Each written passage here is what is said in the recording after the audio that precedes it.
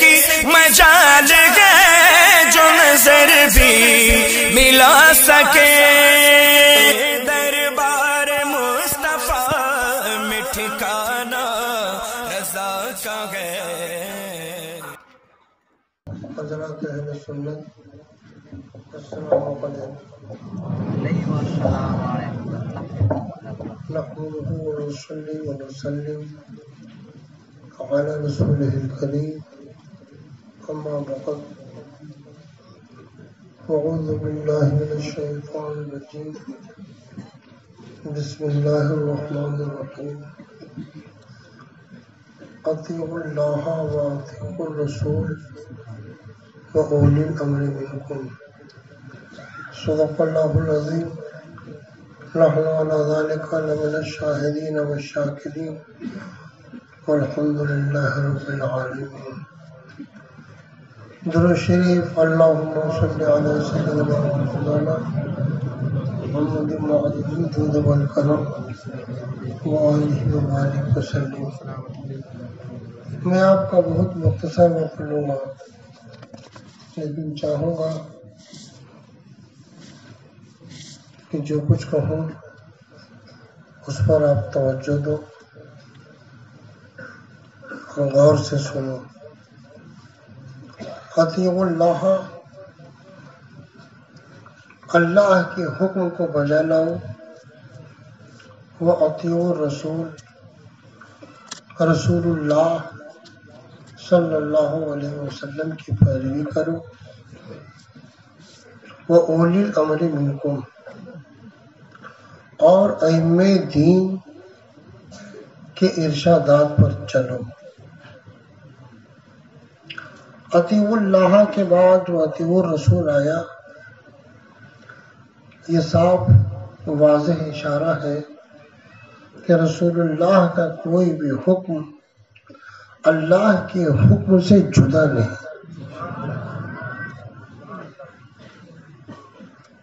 رسول اللہ نے جو حکم دیا وہ وہی ہے جو اللہ نے دیا،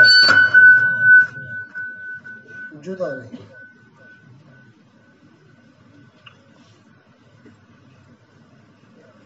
نماز پڑھنے کا قرآن کریم میں حکم ہے، مگر نماز کیسے شروع ہو اور کس طرح سے ختم ہو، اگر اللہ کے رسول نہیں بتاتے تو دنیا کا کوئی شخص قرآن کریم سے نہیں سمجھ سکتا کہ نماز کی ابتدا کیسے ہو اور ختم کس طرح سے ہو۔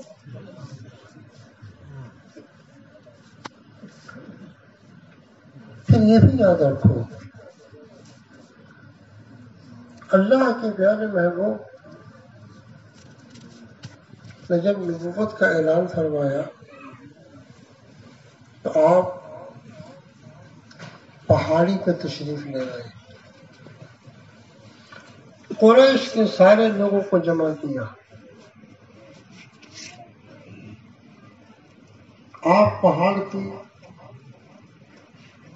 اس بلند چوٹی پر تھے، لوگ نیچے تھے۔ یہ اشارہ تھا کہ منصب نبوت وہ منصب ہے جس طرح سے میں تم کو اس پار دیکھ رہا ہوں اور پہاڑی کے اس پار کیا ہے تم نہیں دیکھ رہے ہو، میں دیکھ رہا ہوں، ادھر بھی ادھر بھی، تو منصب نبوت وہ منصب ہے کہ میں تمہاری دنیا بھی دیکھ رہا ہوں اور آخرت بھی دیکھ رہا ہوں۔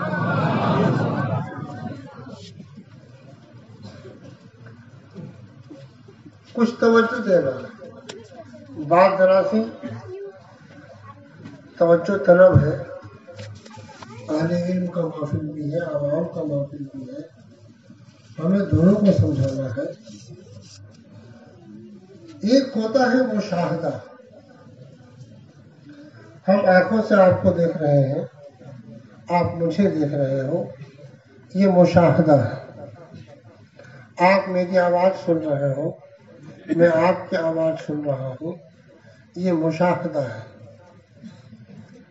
ہم نے سن کر کے معلوم کیا کہ یہ خوشبو ہے، یہ خوشبو نہیں ہے، یہ مشاہدہ ہے۔ ہم نے برف پر ہاتھ رکھا تو ٹھنڈک محسوس ہوئی، تو ہم نے اس سے معلوم کیا چھونے والی قوت سے کہ یہ ٹھنڈا ہے، یہ ٹھنڈا نہیں ہے، یہ مشاہدہ ہے۔ یہ 5 حواس ہیں جو مشاہدے کے قبیل سے ہیں۔ بات سمجھ میں آ رہی ہے؟ بولو، سمجھ میں آ رہی ہے؟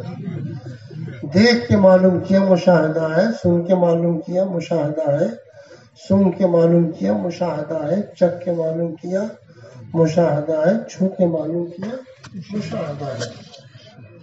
یہ مشاہدہ ہے۔ مشاہدے سے اوپر معقولات کا درجہ آتا ہے۔ جیسے آپ سے میں پوچھوں کہ 3 زیادہ ہے کہ 10 زیادہ ہے، کیا بولو گے؟ ارے 3 روپیہ زیادہ ہے کہ 10 روپیہ زیادہ ہے؟ سب جانتے ہیں کہ 3 روپیہ کم ہے، 10 روپیہ زیادہ ہے۔ تو یہ 3 کم ہے، 10 زیادہ ہے، اس کا تعلق عقل سے ہے۔ کس سے تعلق ہے؟ عقل سے ہے، تو اس کو معقولات کہتے ہیں۔ جس طرح مشاہدے میں، اچھا یہ بتاؤ، آپ خوشبو دیکھتے ہو، بدبو دیکھتے ہو، بولو، ٹھنڈک اور گرمی کو دیکھتے ہو، کھٹے میٹھے کو دیکھتے ہو، آپ دیکھ سکتے ہو؟ بولو نہیں، عاجز۔ آنکھ انہی چیزوں کو دیکھتی ہے جو مبصرات کے قبیل سے ہے، جو دیکھے جانے کے قابل ہے۔ آواز ہم نہیں دیکھتے، خوشبو ہم نہیں دیکھتے، بدبو ہم نہیں دیکھتے، ٹھنڈک گرمی نہیں دیکھتے۔ اس کو ہم جن حواس سے معلوم کرتے ہیں، اسی طرح سے جو چیزیں عقل میں ہیں ہم ان کو دیکھنا چاہیں تو دیکھ سکتے ہیں۔ جو کچھ تم خیال میں لاتے ہو اس کو دیکھتے ہو، جو سوچتے ہو اس کو دیکھتے ہو۔ خیالی چیزوں کو دیکھ نہیں سکتے، جو چیزیں سوچی جاتی اس کو دیکھ نہیں سکتے۔ تو ایک درجہ ہوا مشاہدے کا، مشاہدے کے اوپر درجہ ہے معقولات کا۔ کبھی کبھی معقولات پر، عقلی باتوں پر اتنا یقین ہوتا ہے کہ اتنا یقین مشاہدے پر نہیں ہوتا۔ جیسے 4 اور 4 8 ہے، اس پر بولو یقین ہے نا؟ بولو نا، 4 اور 4 8 ہے، یقین ہے نا؟ ایسا یقین ہے کہ کوئی تمہارے سامنے ایک سے ایک کمال دکھائے، لاٹھی کو سانپ بنا دے، سانپ کو لاٹھی بنا دے، رسی کو سانپ بنا دے، سانپ کو رسی بنا دے، اور کہے کہ 4 4 8 نہیں 7 ہوتا ہے، تو مانو گے؟ کمال اپنی جگہ پر، لیکن معقولات پر وہ یقین ہوا کہ جو مشاہدے سے بڑھ کر یقین ہے۔ تو ایک درجہ مشاہدے کا ہوا، اس کے اوپر درجہ معقولات کا ہوا، معقولات کے بھی اوپر درجہ ایک آتا ہے، اس کا نام ہے وجدان۔ کیا نام ہے؟ وجدان۔ جب آدمی مجاہدہ کرتا ہے، ترک نفس کرتا ہے، ترک خواہش کرتا ہے، ترک دنیا کرتا ہے، مراقبے میں ڈوب جاتا ہے، گھاس پات پر گزر بسر کرنے لگتا ہے، تب جا کر کے اس کو وجدان حاصل ہوتا ہے۔ تو پہلے مشاہدہ کے اوپر معقولات کے اوپر وجدان کے اوپر بھی ایک درجہ ہے جو انسان کے کسب میں نہیں ہے، محنت پر نہیں ہے، مشقت اور مجاہدے پر نہیں ہے، وہ آتا ہی ہے۔ اس کا نام ہے ماورائے وجدان، اس کا نام ہے ماورائے وجدان۔ اور ماورائے وجدان کے اوپر درجہ ہے نبوت۔ تو معقولات سے اوپر ہوا وجدان سے اوپر ہے मावरा विजदान, उसके ऊपर है नबूवत। तो नबूवत तो उन चीजों का इदराक होता है जिसका इदराक और मखलूक नहीं कर सकती, सिर्फ नबी ही कर सकता है। ये नबी ने फरमाया, ऊंची चोटी पर आवाज दी, ला ए लोगों, अगर मैं कहूं कि पहाड़ के इस जानिब तुम्हारे दुश्मन तुम्हारी ताक में है, तुमको एतबार आ जाएगा? सब ने एक जबान होके कहा, हम मान लेंगे। इसलिए कि 40 साल जिंदगी हमने आपकी देखी, कदम कहीं नहीं फिसला, जबान नहीं फिसली, झूठ आपके करीब नहीं आया। जो कुछ आपने किया ऐसा लगा कि बिल्कुल वही हक है, वही सही है। अब अल्लाह के नबी ने ऐलान फरमाया, ला इलाहा इल्लल्लाह, इबादत के लायक कोई नहीं, इबादत के लायक। इबादत जानते हो क्या है? अब क्या मजमून मुश्किल हो जाता है समझाना मेरे लिए। इबादत क्या है? ताजीम में सबसे आला और इंतहा दर्जे की ताजीम का हकदार किसी हस्ती को मानकर उसके हुक्म को बचाना। ताजीम तो आदमी माँ बाप की करता है, ताजीम उस्ताद की करता है, ताजीम औलिया अल्लाह की करता है, अंबिया की ताजीम का तो हुक्म है, फर्ज है वो। लेकिन ताजीम में सबसे इंतहा दर्जे की ताजीम, कि उससे बढ़कर ताजीम नहीं हो सकती, वो ताजीम के लायक अगर कोई है तो सिर्फ अल्लाह है। ला इलाहा, इबादत के लायक इंतहा दर्जे की ताजीम के हकदार कोई नहीं। अगर कोई है तो अल्लाह है, अल्लाह है। देखो शिर्क क्या है? शिर्क यही है, जबान से बोल देना कि हम अल्लाह को मानते हैं, लेकिन दूसरे को ताजीम का ऐसा हकदार मानना कि वो इंतहा दर्जे की ताजीम में शरीक है, यही शिर्क है। मुशरिकीन का अकीदा क्या था कि ये हमारे माबूद, जिनको माबूद बनाए थे, वो कोई शख्स था, कोई शख्सियत थी, कोई हस्ती थी, जिस हस्ती का ये लोग एक तस्वीर और मुजस्समा बनाए थे। लेकिन उस हस्ती के बारे में उनका एतकाद ये था कि ये अगर चाहे तो अल्लाह के हुक्म को टाल दे, ये चाहे तो अल्लाह इनके आगे झुक जाए। ये उनका एतकाद था। ये एतकाद शिर्क है।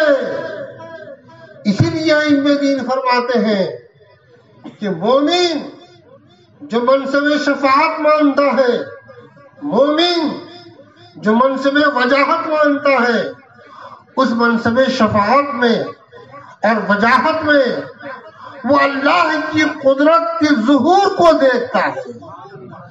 ये नहीं कि अल्लाह ने कुछ चाहा और इन्होंने उसकी चाहत को तोड़ दिया, ये नहीं, ये तो शिर्क हो जाएगा। तो शफाअत का मनसब ऐसा मानो कि उसमें अल्लाह की कुदरत का ज़ुहूर हो रहा है। ला इलाहा इल्लल्लाह। तो मुशरिकों में बाज़ ऐसे थे जिनका एतकाद ये था कि वो वाजिबुल वजूद 3 है, रूह ये भी वाजिबुल वजूद है, मादा ये भी वाजिबुल वजूद है। मादा क्या है? जमीन मादा है, پانی مادہ ہے، ہوا مادہ ہے، آگ مادہ ہے، سورج ستارے یہ سب مادہ ہے، زمین سے لے کر کے آسمان تک جو کچھ چیزیں دیکھ رہے ہو یہ سب مادہ ہے۔ تو جو جن کا یہ عقیدہ تھا کہ یہ مادہ فنا نہیں ہوگا، یہ ہمیشہ سے ہے، ہمیشہ رہے گا، جن کا یہ عقیدہ تھا کہ روح ہمیشہ سے ہے، ہمیشہ رہے گی، قرآن نے فرمایا یہی تو شرک ہے۔ حقیقت یہ ہے صرف خدا تھا اور آج بھی ویسے ہی ہے جیسے جب تھا، الان کما کان۔ اسی نے روح کو پیدا کیا، اسی نے مادے کو پیدا کیا، ہر شے کا خالق وہی ہے، کوئی شے ایسی نہیں ہے جو ہمیشہ سے ہو۔ اگر کوئی شے ہے، کوئی ہستی ہے تو صرف خدا کی ذات ہے، لا الہ الا اللہ۔ یہی کھل گیا، مشرکین عرب کو یہی کھل گیا۔ تب لک یا محمد، یا ابو لہب بول پڑا، محمد تم تباہ و برباد ہو جاؤ، تو نے سارا دین میرا برباد کر دیا۔ کیا ہم کو اسی لیے جمع کیا تھا؟ سنت الہیہ دیکھو، اسی وقت یہ سورہ نازل ہوتی ہے، تبت یدا ابی لہب وتب۔ اس پورے سورے میں اللہ کا نام نہیں ہے، اللہ کے رسول کا نام نہیں ہے، نماز کا نام نہیں ہے، روزے کا ذکر نہیں ہے، حج کا ذکر نہیں ہے، کسی عبادت کا ذکر نہیں ہے۔ پوری سورہ پڑھ جاؤ، تبت یدا ابی لہب وتب ما اغنى عنه ماله وما كسب سيصلى نارا ذات لهب وامرأته حمالة الحطب في جيدها حبل من مسد۔ پوری سورہ پڑھ جاؤ، ابو لہب کا ذکر ہے، ابو لہب کی بیوی کا ذکر ہے۔ یہی سے سمجھ میں آ گیا کہ جو بھی رسول اللہ کے مخالف ہو، سنت الہیہ یہ ہے کہ اس کا رد ہوتا رہے گا۔ ابو لہب تو اب ہے نہیں، وہ تو سڑ کر گیا، اس کی بیوی بھی نہیں ہے، مگر ذکر آج تک ہے اور قیامت تک ہوتا رہے گا۔ سنت الہیہ یہ ہے کہ جو بھی نبی کا دشمن ہوا تم اس کے بارے میں لوگوں کو پہچان کرا دے رہو، جان جاؤ۔ یہ میں نے اس لیے سنایا مسلمانوں کہ لا الہ الا اللہ یہ ایمان کی بنیاد ہے۔ ہم یہ مانتے ہیں کہ انبیاء اولیاء بے شک ان کی تعظیم ہے، مگر کیسی تعظیم؟ یہ حکم الہی کے مطابق یہ اللہ کے بندے ہیں، ہمیں ان کی تعظیم کا حکم ہے، ہمیں ان کی تعظیم کرنی ہے۔ یہ بھی یاد رکھو، مخلوق دو طرح کی ہے، ایک وہ ہے جس کو اللہ سے قرب کا علاقہ ہے، اللہ سے نزدیکی کا لگاؤ ہے، اور ایک وہ ہے جس کو اللہ سے دوری کا لگاؤ ہے۔ تو جس کو اللہ سے نزدیکی کا لگاؤ ہے وہ انبیاء ہے، اولیاء ہے، کعبہ ہے، حجر اسود ہے، صفا مروہ ہے، یہ سب اللہ کے نزدیکی ہے، مخلوق ہے، مگر ان کی تعظیم اللہ ہی کی تعظیم ہے، تو ان کی توہین بھی اللہ ہی کی توہین ہوگی۔ اور ایک مخلوق وہ ہے جو اللہ سے دور ہے، جیسے شیطان اللہ سے دور ہے، معبود کفار خدا سے دور ہے، تو جیسی دوری ہوگی ویسی حکم ہوگا، کہیں پر کفر کا حکم ہوگا، کہیں پر حرام کا حکم ہوگا۔ یہ میں اس لیے بتا رہا ہوں کہ اچھی طرح سے اپنے دل و دماغ میں بٹھا لو کہ ہمیں ان کی تعظیم کرنی ہے جن کا اللہ سے نزدیکی کا رشتہ ہے، اور جن کا اللہ سے دوری ہے، دوری کا علاقہ ہے، ہمیں اس سے اپنے آپ کو دور کر لینا ہے۔ تو کلمہ شریف پہ یہی آتا ہے لا الہ الا اللہ، اللہ کے سوا کوئی عبادت کے لائق نہیں، کوئی واجب الوجود نہیں، کوئی مستحق عبادت نہیں، انتہا درجے کی تعظیم کا حقدار کوئی نہیں۔ یہ جس نے مان لیا اس نے اپنی آخرت بنا دی۔ دیکھو یہ دنیا ہمیشہ نہیں رہے گی، یہاں تم کو ہمیشہ نہیں رہنا ہے، اس دنیا کو فنا ہو جانا ہے، مٹ جانا ہے۔ بزرگوں نے مثالیں دی ہیں کہ جس طرح سے دو پیالہ ہے، ایک پیالہ خالی ہے، دوسرا پیالہ بھرا ہوا ہے، تم خالی پیالے میں جتنا ہی اڈیلو گے دوسرا پیالہ بھرتا جائے گا اور وہ پیالہ خالی ہوتا جائے گا۔ ٹھیک اسی طرح سے تمہاری دنیا اور تمہاری آخرت کا حال ہے، تم دنیا کو بھرو گے تو آخرت خالی ہو جائے گی، آخرت کو بھرو گے تو دنیا خالی ہو جائے گی۔ جس طرح سے پورب کا کونا ہے، پچھم کا کونا ہے، تم پورب کے کونے سے قریب ہوگے، پچھم کے کونے سے دوری ہوگی، پچھم کے کونے سے قریب ہوگے، پورب کے کونے سے دوری ہوگی۔ تم دنیا سے قریب ہوگے، آخرت سے دوری ہوگی، آخرت سے قریب ہوگے، دنیا سے دوری ہوگی۔ اپنے دل میں اللہ کا ڈر بساؤ۔ امام غزالی نے بڑا پیارا واقعہ لکھا۔ ایک بزرگ تھے، ان کے ساتھ ایک شخص ہو گیا، دونوں ساتھ ساتھ چلے، کچھ دور جانے کے بعد وہ فرماتے ہیں دھوپ بہت تیز ہے، اللہ کی بارگاہ میں دعا کی جائے کہ بادل کا ٹکڑا آ جائے۔ عرض کرتا ہے حضور میرے پاس تو کوئی نیکی نہیں ہے، کس طرح سے اس کی بارگاہ میں ہاتھ اٹھاؤں؟ انہوں نے فرمایا کہ اچھا میں دعا کرتا ہوں، تم آمین کہو۔ شیخ نے دعا کی، اس نے آمین کہی، بادل کا ٹکڑا آ گیا۔ غور کرنا اللہ کے ولیوں کی دعا کا تاثیر کتنی ہوتی ہے۔ بادل کا ٹکڑا آ گیا، دونوں چلے، کچھ دور جانے کے بعد ان کا راستہ الگ تھا، اس کا راستہ الگ تھا۔ جیسی وہ مڑا، بادل کا ٹکڑا ان سے ہٹ کر اس کی طرف ہو گیا۔ وہ مڑے اور فرمایا اے شخص تو نے تو کہا تھا میرے پاس کوئی نیکی نہیں ہے، یہ بادل کا ٹکڑا تمہارے ساتھ کیوں ہو گیا؟ عرض کرتا ہے حضور سچ کہتا ہوں کوئی نیکی نہیں ہے، ہاں ایک واقعہ ہوا ہے۔ واقعہ یہ ہوا ہے کہ میں جہاں سے آ رہا ہوں، ایک لڑکی تھی، میں اس پر فریفتہ تھا، جان چھڑکتا تھا۔ تنہائی کا موقع آیا، جب تنہائی کا موقع آیا، جیسے میں نے اس کے بازو پر ہاتھ رکھنا چاہا، لڑکی کانپ گئی، تھرا گئی اور کہتی کیا ہے اے نوجوان، جتنی محبت تیرے دل میں میری ہے میرے دل میں اس سے کہیں زیادہ ہے۔ میں تو کسی رات سو نہیں پاتی ہوں بغیر تمہاری یاد کیے ہوئے، مجھ کو چین نہیں آتا ہے، لیکن میں اللہ سے ڈرتی ہوں، اپنے خدا کو کیا جواب دوں گی؟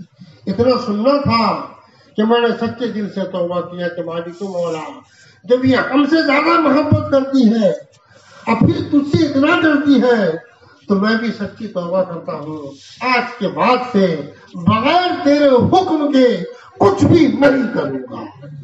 عہد کر لیا۔ انہوں نے فرمایا سچ فرمایا میرے آقا صلی اللہ علیہ وسلم نے، التائب من الذنب کمن لا ذنب لہ، گناہوں سے سچی توبہ کرنے والا ایسا پاک ہو جاتا ہے جیسے اس نے کبھی گناہ ہی نہیں کیا۔ اس لیے میری گزارش ہے مسلمانوں، اللہ کا ڈر اپنے دل میں بساؤ اور اپنی زبان پر کلمہ طیبہ کا ورد رکھو، لا الہ الا اللہ محمد رسول اللہ۔ جنید بغدادی کے بارے میں واقعہ ہے رضی اللہ تعالیٰ عنہ، فرماتے ہیں کہ میں کلمہ طیبہ لا الہ الا اللہ محمد رسول اللہ 1,00,000 مرتبہ پڑھ کر اپنے لیے رکھے ہوئے تھا۔ ایک نوجوان، ایک بچہ سا سامنے آیا، بچے کے کشف کو دیکھ کے میں حیران ہوا، بچہ رو رہا تھا۔ میں نے پوچھا بیٹے کیوں رو رہے ہو؟ کہا میں اپنی ماں کو आग में जलते हुए देख रहा हूँ, उसी मोहब्बत में रो रहा हूँ। तो मैंने जो कलमा शरीफ पढ़ा था, मैंने उसकी माँ को बख्श दिया, उसकी माँ को बख्श दिया। जैसे उसकी माँ को बख्शा, बच्चा हंस पड़ा, मुस्कुराने लगा। मैंने पूछा क्यों मुस्कुरा रहे हो? अर्ज करता है मैं अपनी माँ को जन्नत में टहलते देख रहा हूँ। तो ये ला इलाहा इल्लल्लाह मुहम्मदुर रसूलुल्लाह पढ़ने की बरकत है। जुनैद बगदादी फरमाते हैं उसके कष्ट से मैंने इस पर यकीन कर लिया, उसके कष्ट से यकीन किया। तो बताना हमको सिर्फ ये है कि आप ला इलाहा इल्लल्लाह मुहम्मदुर रसूलुल्लाह का विर्द इस एतकाद के साथ करो कि जो अल्लाह का मुकर्रब बंदा है, हमने उसको मुकर्रब माना है, खुदा नहीं माना है। कोई भी सुन्नी मुसलमान किसी नबी को, किसी वली को, नबी और अंबिया को खुदा नहीं मानता है, बल्कि खुदा का पर्दा मानता है, खुदा का मजहर मानता है, खुदा का मुज़हिर मानता है। ये इसलिए बता रहा हूँ कि वहाबी आजकल धोखा दे रहे हैं, तरह तरह के धोखे में सुन्नी मुसलमानों को मुब्तला कर रहे हैं। आप अपने दिलों में खुदा का खौफ जमाओ और सच्ची तौबा करते रहो। दीन के जो भी दुश्मन है उनसे अपने आप को बचाने की फिक्र में रहो। उसी में हमारे लिए और आपके लिए नजात है। अल्लाह पाक हम सबको दीन हक पर कायम रखे और दुनिया से उठाए तो ईमान पर उठाए। अमा अलीना